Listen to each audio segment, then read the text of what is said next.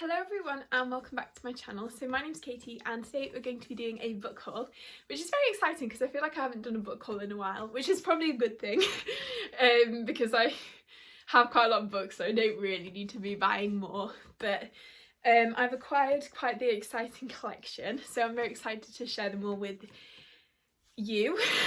And yeah, I probably won't be getting too many more books for the rest of the year, so I thought I might as well film it now. The only one I think is Jade Legacy, which I've pre-ordered. I pre-ordered it like last year or something, so that'll be coming out at the start of December. But yeah, other than that, I think this is probably almost it for the year, which actually, saying that, I'll probably get books, but you know, actually, yeah, Waterstones always have their like post-Christmas sale where they do like loads of books for half price, so I'm just bullshitting myself really, but anyway, let's just get started on today's haul. So yeah, so the first book is very exciting and it's so pretty, and that is The Veiled Throne by Ken Liu, which is the third book in the Dandelion Dynasty, which, let me show you the end pages as well because they're really pretty. Like, look, this is like setting the bar for fantasy math. It's so good. Fun. In November I read The Grace of Kings and The Wall of Storms and I loved them both so much, so I had to get The Veiled Throne immediately. It just came out I think in the UK in about the 16th of November, and I believe it comes out at the start of December in the US and Canada. So yeah, I'm very excited to have this one. It's like almost 1,000 pages, which is long, but they read really quickly, so I think I can definitely get to this in December. Which yeah, oh, and it's like very chunky. Yeah, this is Mistborn, which is quite a big book, and like it's so big compared to it.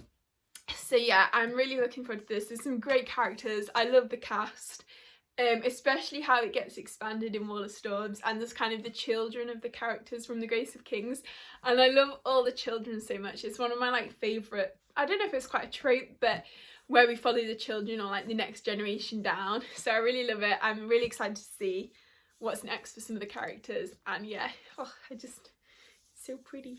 And I love the sort of colour scheme as well. The only thing I'm slightly sad about is that it doesn't match the other two, but oh well.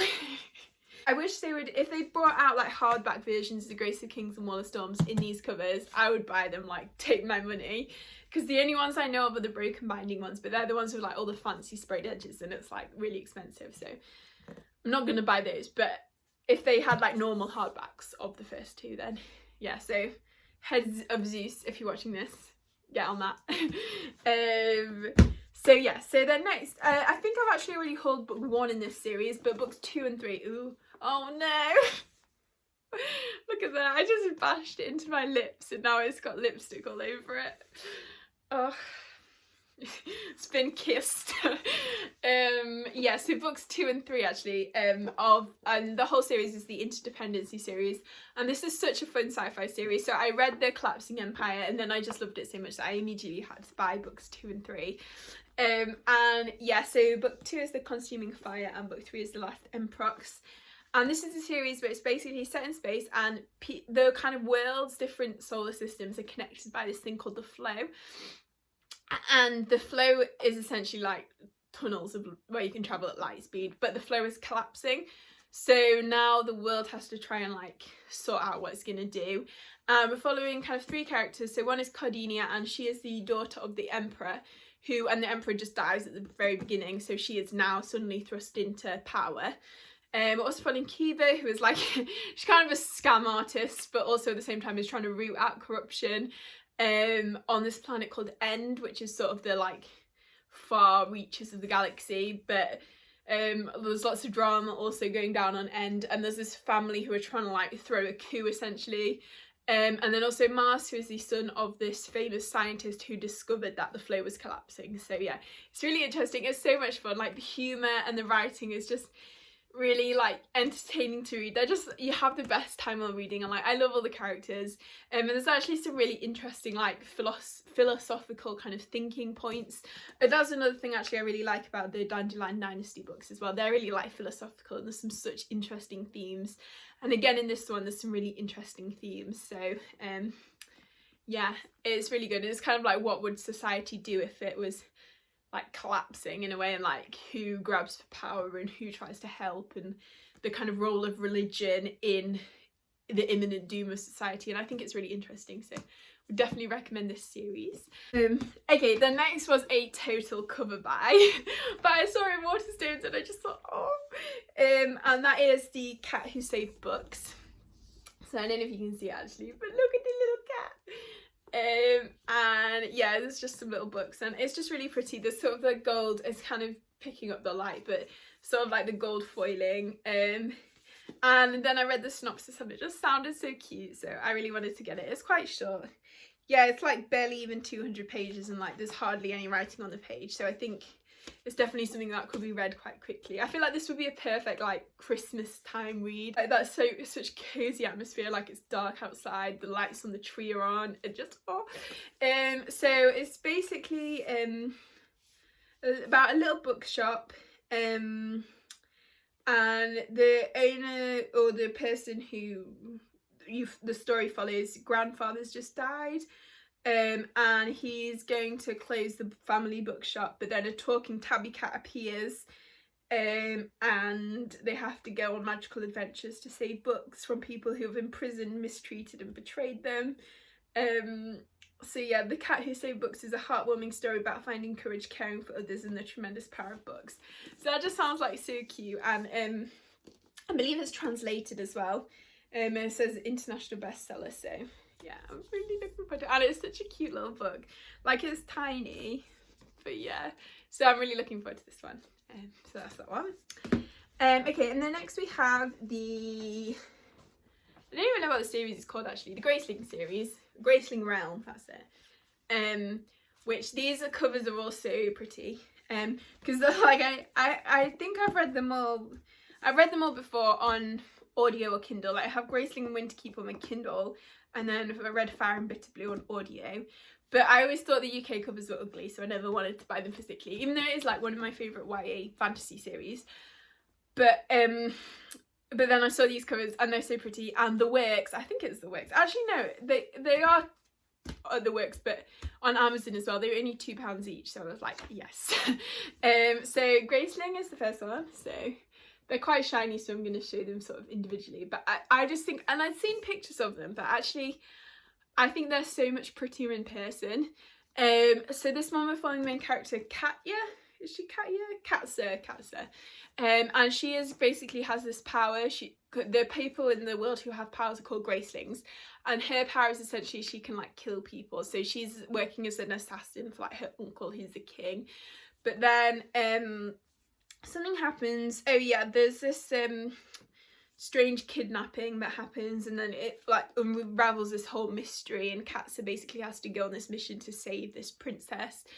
And along for the ride is Poe, who I can't quite remember what his power is. He has some other power that's quite similar to Katsa's. I think his is like fighting ability.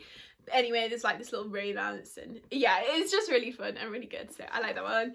And then I'm trying to get them in the right order. And then book 2 is Fire, and this is actually more of a prequel because we're following I think it's set quite a long time before Graceling. And we're following Fire, who's the main character, and she is essentially this thing called a monster. So she has like really colourful hair, like all the monster creatures are super colourful, and she can like manipulate people's emotions. I think that's what she can do, or like make people do what she wants. And her father, who dies before the start of the book, but he was like a very sort of villainous figure. So Fire's kind of been living in his legacy. And then Fire, and then at the same time, so Fire's father and the king were sort of this like evil duo. So Fire's been living in her father's like monstrous legacy, and then the son of the king is now trying to like restore the empire. So then Fire goes and tries to help the humans like ruling, help try and bring the kingdom back under control. And along the way she meets the I think it's Prince's brother and like Captain of the Guard, who I love the romance of Fire so much. So yeah, that's another really good one. I would say these are definitely like fantasy romance, especially the first two. Like the Bitter Blue and Winterkeep, which I'll talk about in a minute, are a little bit more less focused on the romance essentially. So yeah, so that's that one. And then we have Bitter Blue. So in this one we're following Bitter Blue. You may be noticing a theme. No, actually it's only Fire and Bitter Blue where the characters are called the thing. But there's definitely a theme of daddy issues, because Bitter Blue's father was also very evil, and she is now trying to deal with, so she's quite a young queen, and she's now trying to deal with the aftermath of her father's rule, because her father could like manipulate people again and like put this fog over them. So she is now trying to like sort out what's happening in her country. And yeah, so I really enjoyed this one as well. And then the last one, so the first three are kind of almost a bit of a trilogy, because they have the same villain, even though it's different stages of his kind of life. But Winterkeep's slightly different, and they're kind of travelling across the ocean to this new land. But actually I think Winterkeep's maybe my favourite of them all, because there's some new characters, and there's some really great like themes of kind of trauma and like how you react to it. And I can't quite remember, but I remember writing quite a detailed review for Winterkeep when it came out. So if you wanted my like full thoughts, then I have a NetGalley review, so I'd recommend reading that. We're also still following Bitter Blue again. She's also, I'd say Bitter Blue and Lavisa are the main characters in this one. And there's like the fox on the cover. There's these telepathic talking foxes who I love. I think, oh, what's his name? I think it's Adventure is the fox. I know, he's so cute. So yeah, no, I really enjoyed the series, so that's that one. So yeah, that's that whole series, which I'm very excited to now own, because they're very beautiful. Okay, and then next we have the Justice of Kings, and this is an arc. So this is coming out in February 2022, and the lovely Orbit sent me this arc, and yeah, so it is essentially following this guy, I think he's called Von Valt, or Conrad Von Valt, and he has this thing called a Justice, and Justice is a like, they sort of enforce the rule of the empire, like they're like judges, jury and executioner. That's what it says on the on the blurb. And yeah, he's travelling the empire and upholding the law. And he's like a very kind of imposing figure. Like he reminds me of Geralt from The Witcher. I started this one, but I'm only like 40 or 50 pages in, but you get those vibes. And then also travelling with him is his like clerk called Helena. And so that was kind of what appealed to me about the book, was this kind of like older grumpy figure and his little like apprentice type thing. And so the story is actually narrated by Helena. So yeah, I'm excited to see where it goes, and I think there's going to be a lot of themes of sort of like justice and morality and like loyalty, and it sounds really good. And I think the art cover is really cool. Like I like the whole sword and the scales thing, and the main cover is actually pretty as well. So yeah, looking forward to this one, and to see what I think. So I'm probably planning on reading that in December actually, so look out for my December wrap up if you want my full thoughts on that one. Okay, then next we have A Psalm for the Wild Built by Becky Chambers, and look how pretty. So I read this one earlier in the year. I had an arc, but I wanted to buy the physical copy because it's so pretty, and just like it's so short, so you could just like pick it up whenever you wanted and just like have a nice little read for like a little break from reality. I don't think there's any, yeah, it's just a plain book on the inside, but the cover is really pretty, and I think it's going to look really good when there's like, because like the sequel kind of matchy, and I think it'll just look really good like when you get the whole series, which isn't out yet, but you have to plan for the future. So yeah, so we're following Dex, who is this, at the start of the book they're like this garden monk, but then they decide they've had enough of gardening, so they want to start being a tea monk. And tea monks are essentially, they travel around like different villages, blending special brews of tea for people and like helping them with their problems. It's essentially like therapy. So Dex goes on this little mission to be a tea monk, but then they soon find they're not as satisfied with like being a tea monk, so then they want to venture off into the wilds to try and find this ancient sanctuary. And the wilds are where the robots, who essentially many years ago the robots decided they all had a kind of sentient uprising, and they decided they were just going to leave humanity alone. So the robots are now living in the wilds, and robots and humans haven't had any contact in years, but Dex stumbles across this robot called Muscap, and then it's like they're the first like human and robot to interact, so it's really fun. Yeah, so the series is called the Monk and Robot series, and you can see on the cover that there's Muscap and Dex. And so yeah, it's just really great. Becky Chambers just is the queen of like cozy sci-fi. And this, I really like these books because they're so like botanical, which I really liked, and like solar energy, and it's just all, it kind of gives you hope for the future. And it's also like that kind of existential crisis of not knowing what you want to do with your life and like finding satisfaction in your life. And it's just all so good. Like, it's honestly like free, well, it's not free because you have to buy the book, but free therapy in book form. And yeah, it's just so good. Like, just read it, please. Another books which I've read before but I had to buy because they were so pretty, and that is The Midnight Light and the Hollow Heart by Marie Ratowski. So The Midnight Light, that's the cover of that one, and then the Hollow Heart is this one. I love this cover. Look at the like bony hand and the little bird, and yeah, so I really like this. Oh, look at the back cover of this one. Oh, so pretty. Hadn't noticed that before. But yeah, so these are kind of a sequel series to the what's it called, the Winner's Curse trilogy, but I feel like they can be read on their own. Although one of the characters does have quite a big connection to the characters from the Winner's Curse trilogy. But yeah, so we're following Sid and Nirim. So Nirim is living on this little island, and in the island it's quite segregated by these abilities of people with magic. So there's these Keith and then half Keith. And the Keith are sort of like, I always imagine them as like people from the capital in the Hunger Games, so they have this really like extravagant lifestyle. But then the half Keith are kind of very oppressed, and like their blood is being harvested to like fuel the lifestyle of the full Keith, and it's quite like dystopian almost. And Nirim is trying to like help people escape. Her like godmother runs a scheme of like getting people off the island, but her godmother is quite abusive towards Nirim, so there's a whole storyline which I think is actually really interesting. This is one of the best depictions I think of gaslighting I've seen in a book, especially a YA book actually.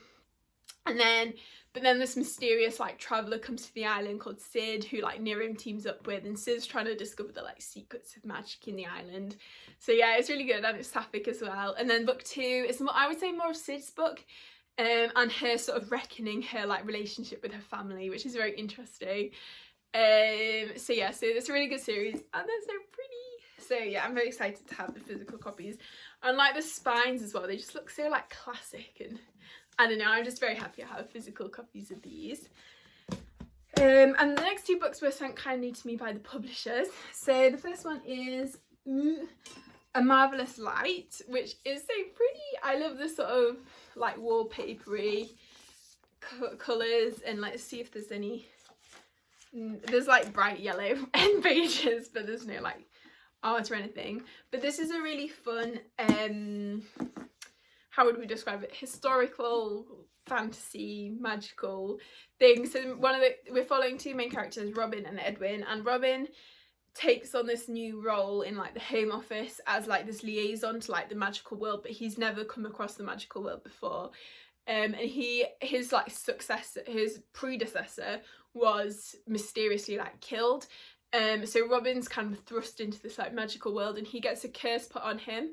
And then the like magical version of Robin, like the liaison, is Edwin, and then he finds that Robin has been cursed, and then they have to team up together to try and solve this curse, and various nefarious things going on. So yeah, it's really fun. It's quite heavy on the romance, I would say, and I really like the romance. It's very like grumpy sunshine, which I always love, and it's very like, I don't know what the term is, but like almost like Gatsby like they kind of go to this manor, and there's this like party, and like the rich people are like, I don't know, indulgent, and it's really interesting, and I like the magic and I like the romance, and so yeah, I just highly recommend. Oh yeah, so the quote on the cover says mystery, magic, murder, marvellous. So yeah, it's just really fun, and if you like that historical fantasy, I think you'll really like this one. And then the last one is The Wisdom of Crowds by Jo Abercrombie, and this is the last book in the Age of Madness series, which I love. It's one of my favourite series of all time. And yeah, so I'm just really excited to have this copy, and we have the the lion on the cover. Oh, Leo. And yeah, I really love this one. It was 5 stars. Obviously I read it like as soon as I got it. If you want to see my full review, again, that's on Goodreads. But yeah, just to read the Age of Madness books, they're so good. Like, the characters are unparalleled. And yeah, this is a fantastic conclusion, and just everything comes together in such a good way, and like you realise things have been like plotting for ages, and just character reveals, and there's so much betrayal, and like, oh, it's just all so good. So yeah, I would highly recommend it. Yeah, just read it. So yeah, so that's that one. I'll just pop it back there because that's where it lives. So yeah, I hope you enjoyed this video. I had a lot of fun filming. And let me know in the comments a book you got recently, or a book you're hoping to get soon, like maybe for Christmas. I know I always have a few books on my Christmas wish list. And yeah, if you enjoyed the video, please give it a like and consider subscribing if you haven't already. And I hope you're all having a really great day, and I'll see you next time.